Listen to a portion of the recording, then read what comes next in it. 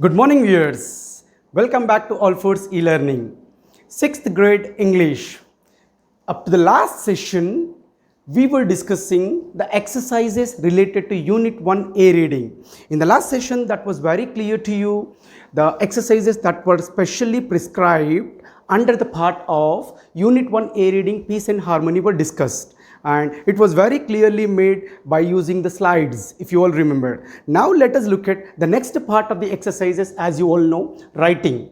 And if you look at the exercises which were prescribed, initially it was adjectives that we discussed, comparison of adjectives that we discussed, frequency, adverbs of frequency also we were discussing, and we also had a chart with which we were given a task to compare, and we are supposed to make or frame 20 sentences. That was the task given in the initial stages. That comes under vocabulary and grammar. And now it is the time for writing discourse. If you look at writing discourse, the first thing that is given in the textbook, you see, right, it comes under invitation. You all can check the textbook even. So it is on page number 11, writing. Here we are going to discuss the same invitation now.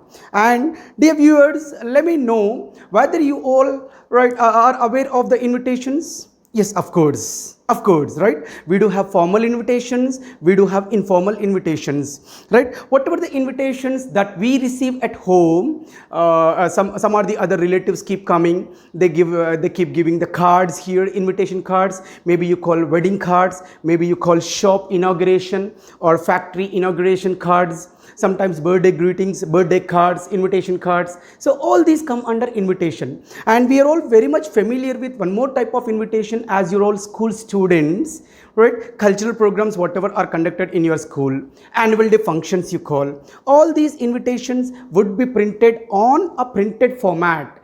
Invitation that we discuss in this session is related to printed format on the paper.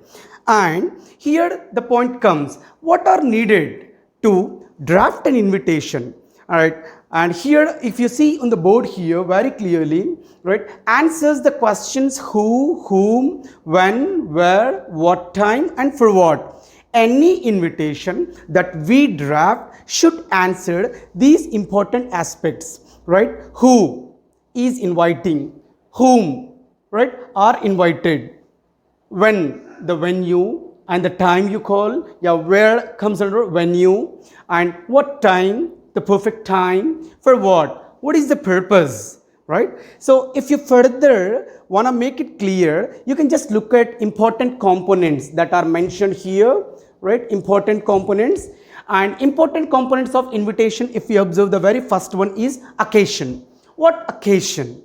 As I was saying, imagine that there is a housewarming ceremony at your home. You want to invite many relatives and also guests, right? Other unknown persons, near and dear well-wishers. What you do, you'll get a card printed related to your housewarming ceremony, the information related to the venue and the time. All these things would be printed very clearly. Then followed by what is that you do? You keep dispatching them. You keep going to all the houses, you visit them, you formally, very cordially invite them to the function that you are going to celebrate at your home, right? So you also explain them the occasion. What occasion is it meant for? Then formal phrase we have. Formal phrase, as you all know, right? We solicit your presence, right? We grace your presence to the occasion that we have here. Some sort of sentence should be there. We cordially invite you to the ... any of the occasions. That formal phrase should be there in the invitation that you are getting it printed, please. Next, you see names of the invitees. Names of the invitees, right? Who are the invitees? That name should be there. Then date, time, and venue, of course, should be. Then names of the chief guest. And it's a common trend. We have been following a particular convention that whenever we celebrate any sort of occasion, we also invite the chief guest.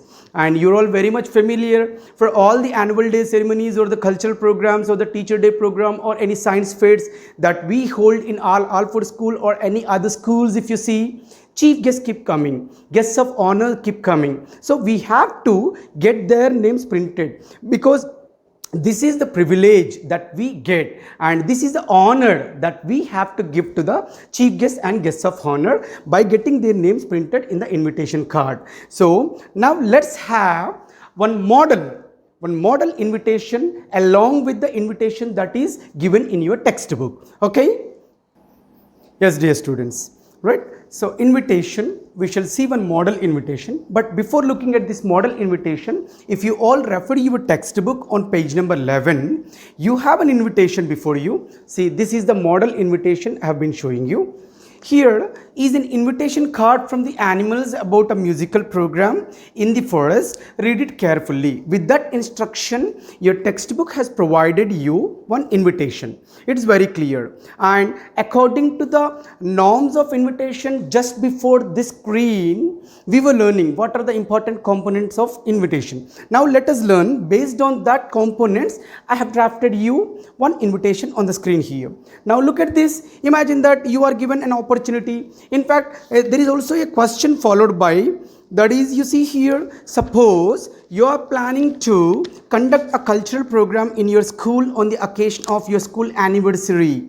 Design an invitation card. You may use model given above. So there is a model, based on that one is drafted before you. But here in the question, it is given that if you are a student and as a student composing or drafting an invitation, but this invitation which is before you, as the person, as the chairperson of the educational institutions, right, drafting this to all the parents, it may be to all the chief guests, it may be, one is drafted by the chairman here.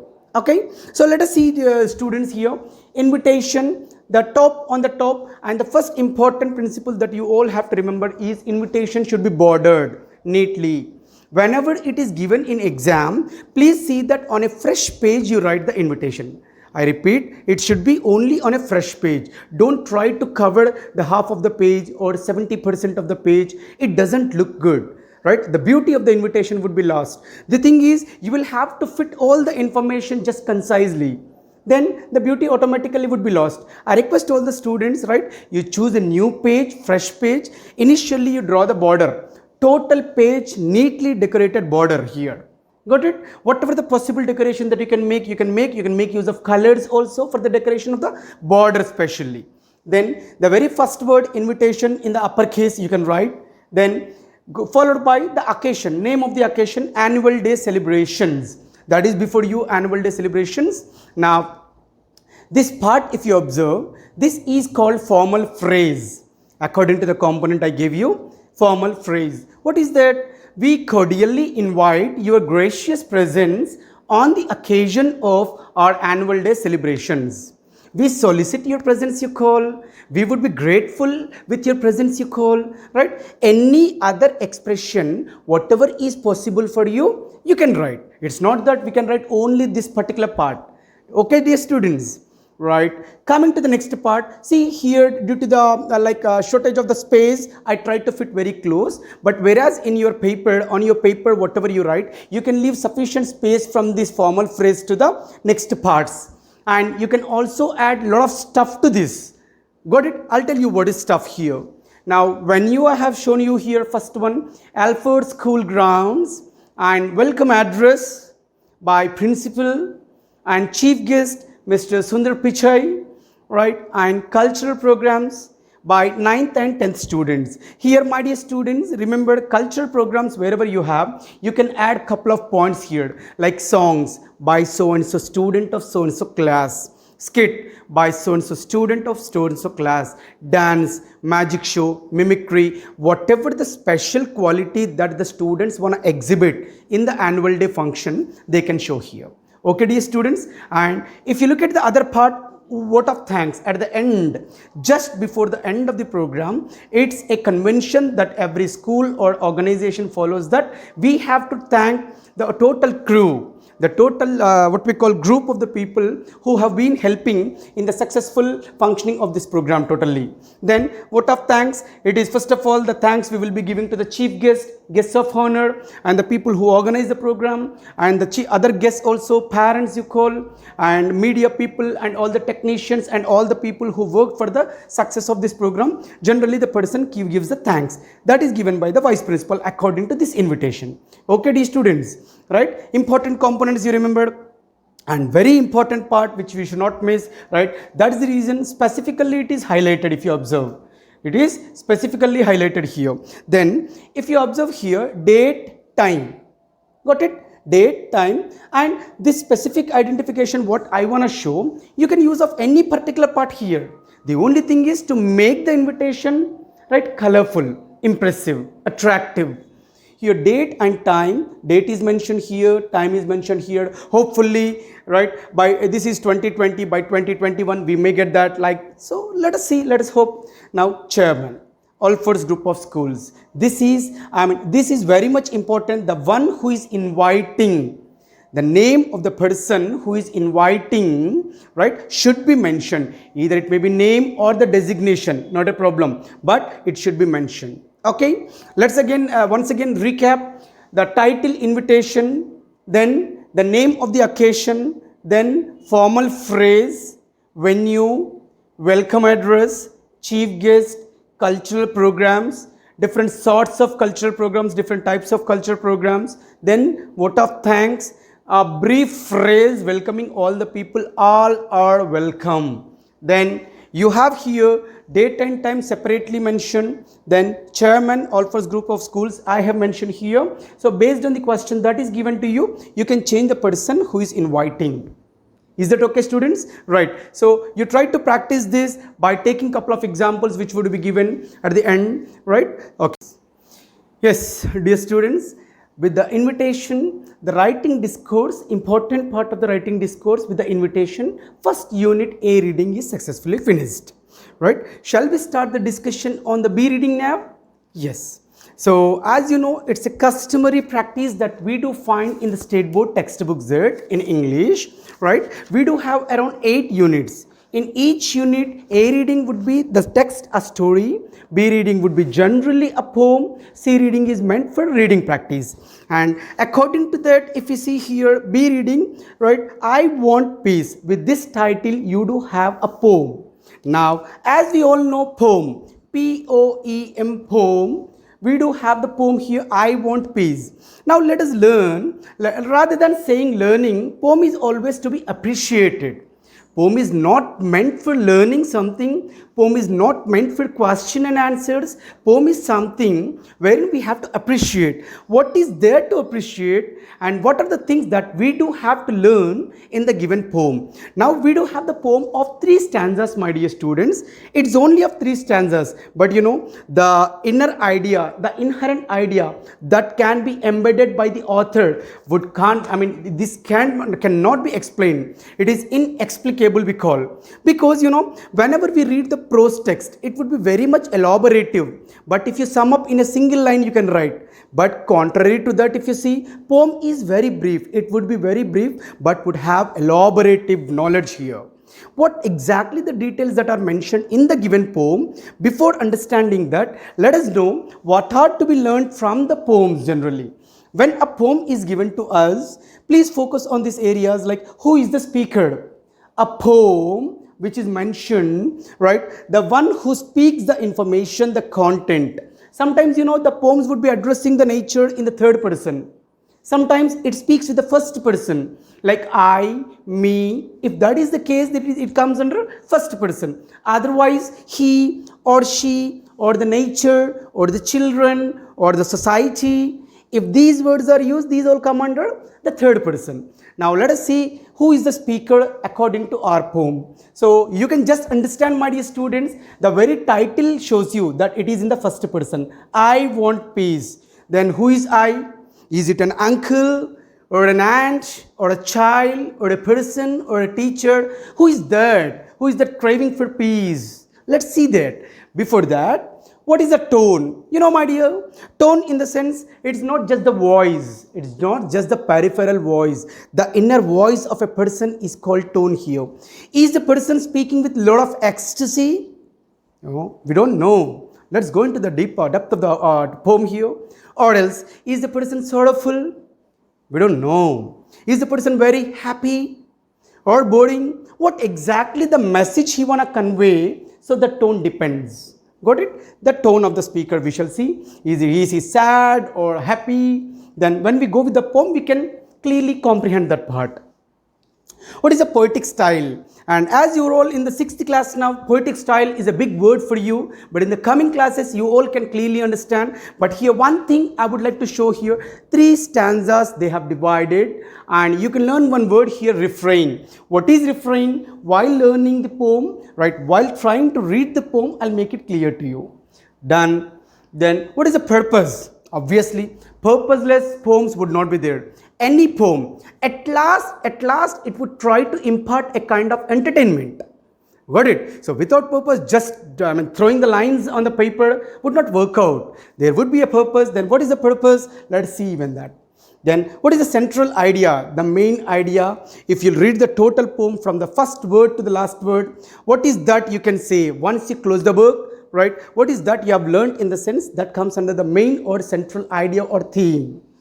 Then what circumstances, right? Circumstances you can call here, right? So what are the circumstances that made the writer to write this poem?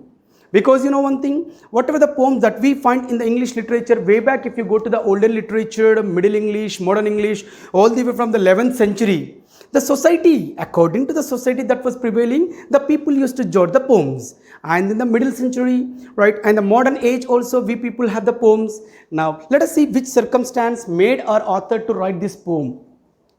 Who? The audience. Audience in the sense it would be meant for. Some of them would be nature lovers. Some of them would be like what we call story lovers. Some of them would be just like parents or the society lovers. So, who the audience would be? Let us see. What kind of figurative language? Of course, figurative language, we do have metaphoric language, we have simile language, we have. So, making use of figures of speech in the language, especially in the poem, makes the poem very much attractive, impressive and enthralling for the audience. So, have they made use of any of the figurative language? Right? Let us see even that. And my dear students, please make it a point that these are not the exhaustive list. In the sense, we do have some more things also that we have to observe when we go through the poem. It's not just blindly we have the poem with us and going through the poem and understanding or learning the question and answers would never serve the purpose. We do have something else to do. Right? Now, let us look at this. I want peace. Before discussing these points that are given on the screen, I have to read it for you. Once I am going with this poem, please pay the attention. If you all have the textbooks with you, please hold them. If not, just listen to me carefully. Stay focused. I want peace. I'm big and round. I wonder if there will be peace. I hear the sound of people who are being killed. I see the people crying for life. I want to help the poor people. I'm big and round. I feel the weight of sorrow on me. I touch the feelings of the people.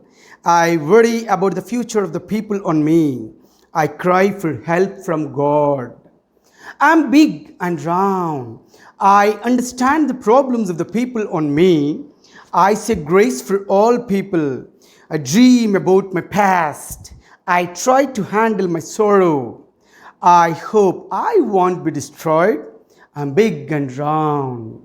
Right? Dear students, you have to understand the purpose that I have read here. Poem is something which is very close to music, in fact. So, a sort of musical touch would be given by the poet here always. If you observe, I'm big and round, I'm big and round, I'm big and round. This has been used almost 4 to 5 times.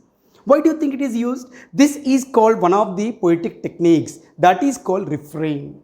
Refrain in the sense repeated use of a language, or I mean especially a line or a musical note, especially 2 or 3 times. And you're all very much familiar with the songs that you listen regularly. Whenever you listen to the songs, the first part which is there would be repeated 2 or 3 times up to the end of the song. That is called refrain. The same technique is adopted even in the poems also. Okay, so here in the poem, I am big and round is repeated. If you observe here, then what is the central idea of this poem? My dear students, you can also see the image very clearly. It is all about the earth. About the earth. Earth, if you think of earth, what is earth? You all know it is Mother Earth, where we all live.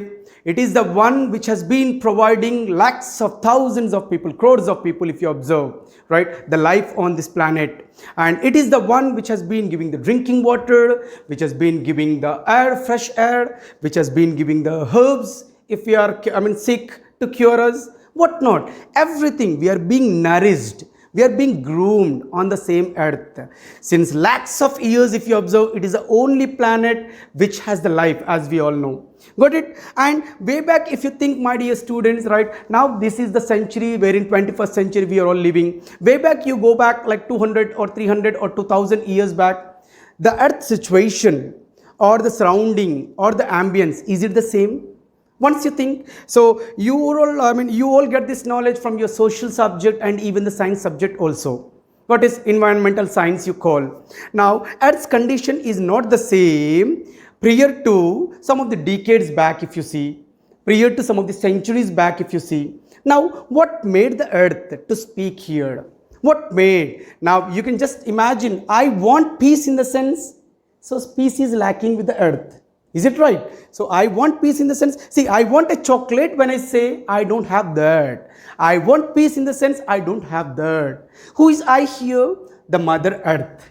And you all know it is Mother Earth according to the, even if you refer many of the novels or many of the great books also, these are the unique features of Mother Earth. Patience, tolerance, endurance, forbearance. So these are all the synonyms I gave you just to improve your vocabulary. So you can just think of patience. A lot of patience Mother Earth has. How can you think that it has a lot of patience? Yes, it has a lot of patience. Any sort of living being on this earth, right? They have been taking their birth over a period of time, they are extincted. There are many endangered species now. Over a period of time, even they also extinct. So whoever the person or whatever the species that come onto the earth is accepting and giving the shelter, providing the water, providing whatnot, everything, bearing lot many things. You know one thing, with the endogenetic and exogenetic forces, we have been disturbing the beautiful nature. In fact, earth which was there, the spherical shape, if you observe very close, if you see the satellite view, that will be different. We feel like round, but if you make a closer view, then that would not be very round, as you know. Got it? Lot many endogenetic and exogenetic forces we call, ups and downs on the earth's surface. Then why are these happening? Over a period of time, we, the human beings especially, just think of other living beings and just think of only one human being. One in the sense, human being community, right? These are all as they are since ages. It is only one who is changed is human being. Right? He is not only changed, he has changed the total structure of the earth. Then when he has changed the total structure of the earth, what exactly happened? You also have to understand, this is indirectly impacting the other living beings on the earth also. So probably, now earth is bearing, as you all know, even up to this second also, up to this second where we are discussing also, earth has been bearing many of the tortures you call, many of the things, antisocial elements you call, antisocial activities you call, that we have been performing, and anti-natural activities also we call, which are opposite to nature we have been doing all these days and all these centuries. How far is it true? Right? Is it compatible? Is it acceptable? But still with a lot of patience and tolerance it is bearing. Now, what earth is craving for? Only one thing. I want peace.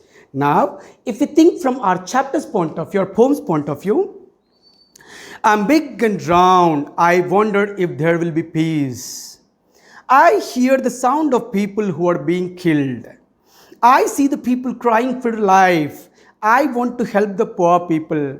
Now, the second sentence, if you see, I wonder if there is peace, in the sense, right? Is the earth not sure that there would be peace existing again? And is the earth confirmed that there is no peace now? Yes, of course, that is the meaning. So the earth is very much, pathetic plight that is existing now. The earth is very much scared of that. It is very much bothered. It is very much worried. And earth also says that it is very much worried about the people who are crying for help. And it is also very much worried about the people who are dying, who are being killed. And if you observe, my dear students, who are being killed, the natural death that takes place for the people is a common phenomena. But other than natural death, you observe, my dear, right? Artificial deaths that have been occurring since ages, right? Maybe you call murders, burglaries, antisocial activities, accidents, all these artificial. So whenever a human being is losing his life, right, earth says that it is crying for the sake of the life. So how long does it go? Will there be a full stop? Is a question mark. So earth was craving for the peace, and earth is very much worried about the poor people here. There are many people, as we all human beings have taken equal right, and we all have taken the birth on this great planet. Right? So this great planet you call beautiful, bounteous planet we call. On such bounteous planet we all have taken birth, but even up to this second, if we observe, right, the ups and downs in the standard of living you can observe. So there are many poor people, right? There are many, you can see the affluent societies or opulent societies, right? At the same time, the malnourished children you have, those who don't have the basic necessities also, right? By looking at the poor children, earth is very much worried here. So what earth wants is, when would the peace be established, my dear? Like if you have to think, like you have to go back to Utopia.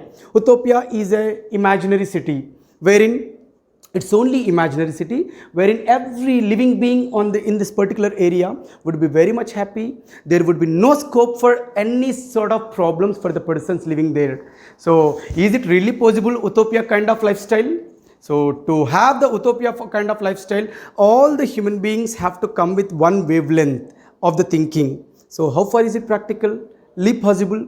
Never. Never, right? So earth is, that's the reason it is very much bothered, and the pathetic plight, it is very much confused. In fact, chaotic situation is existing. Let us see the second stanza. I'm big and round, I feel the weight of sorrow on me. I touch the feelings of the people. I worry about the future of the people on me. I cry for help from God. Now you see, I feel the weight of sorrow on me. Weight of sorrow. So whenever the human community is suffering, don't you think that this weight would be there even on the earth?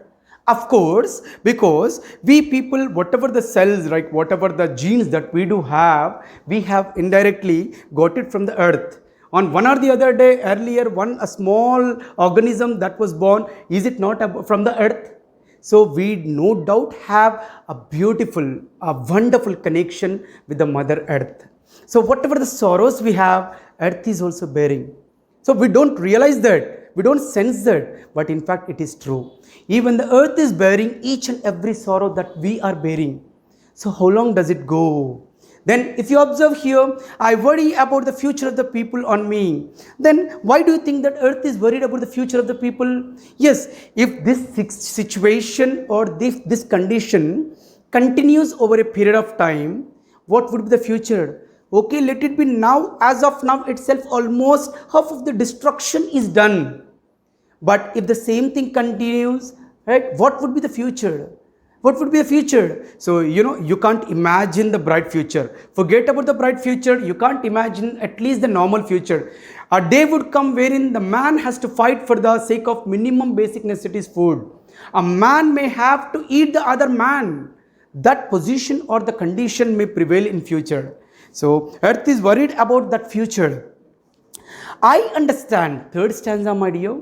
I understand the problems of the people on me. I say grace for all people. I dream about my past. I try to handle my sorrow. I hope I won't be destroyed. I'm big and round. You see, in this third stanza, this earth is expressing a sort of a ray of hope.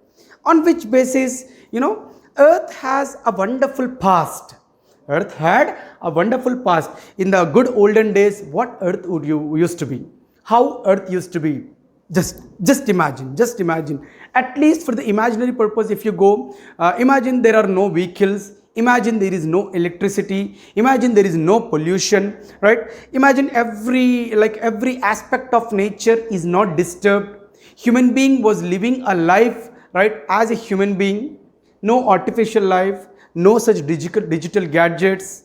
So if you think of all these things way back, like some centuries back, if you go, right, there, just imagine the earth, imagine the beautiful life on the earth. So the wonder that was prevailing on the earth. Then now earth says that I know I had such great past, and I know how to handle the present situation and even the future situation also, how to handle I know. So earth says that it has a hope. So one thing, the people, what the guarantee that the people might not give to themselves is given by the earth here. So how can it give? What is that it want to give is a big question here. Got it here? I hope I won't be destroyed. How confident the earth is. I hope I won't be destroyed, in the sense earth is a gigantic body. It has been bearing, right, all of we living beings, right, for many centuries, for many ages. Then how can we think that it would be destroyed? And even earth is also very much confident that it won't be destroyed. And my dear students, from your point of view, now you all have to think that this poem is a very brief poem, right, but trying to convey a great message. Got it? If imagine, that is the beauty of poems actually, right? Poet is one who can make the immovable thing to speak. Are you getting my point? Poet can make a book to speak, a pen to speak, a bottle to speak, a fan to speak. Now he made the earth to speak. Is it really possible that earth can speak? Right? It's all like personification, right? As we were saying that any figurative language, in the sense, it's like personification. He made the earth to speak. If at all earth has the feelings, if at all earth has the mouth to speak, what words does it come out to it? Take it out. So these are the words that are taken by the earth, Mother Earth here. And students, it is your responsibility now. You have to protect the nature. And as you all know, as the governments have been encouraging us and motivating us, we people have to plant many trees, protect the nature. Unnecessarily, we should not waste the water. We don't know the value and the priority and the importance of the water that we do have. Just if we turn on the tap, lot much of water that it fills the buckets or the bottles what you have. But you know one thing, there are thousands and lakhs and crores of people across the world, right? Across the world who don't have sufficient water, my dear.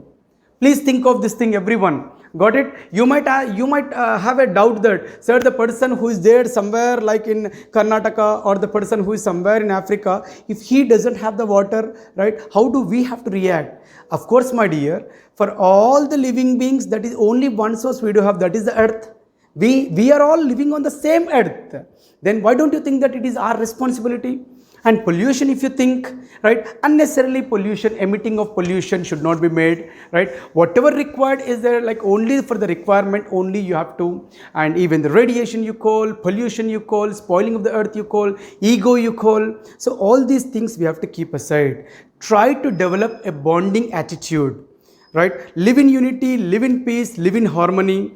This is what earth wanted to convey. If you all treat each other with equal respect, no doubt the peace would be restored on this earth. So that is what is the ultimate message that this poem wanted to convey, right? My dear student, with this, right, we are ending the session 3. With this B reading we have ended, right? So please go through the poem once again, check it thoroughly. Wish you all the best. Bye.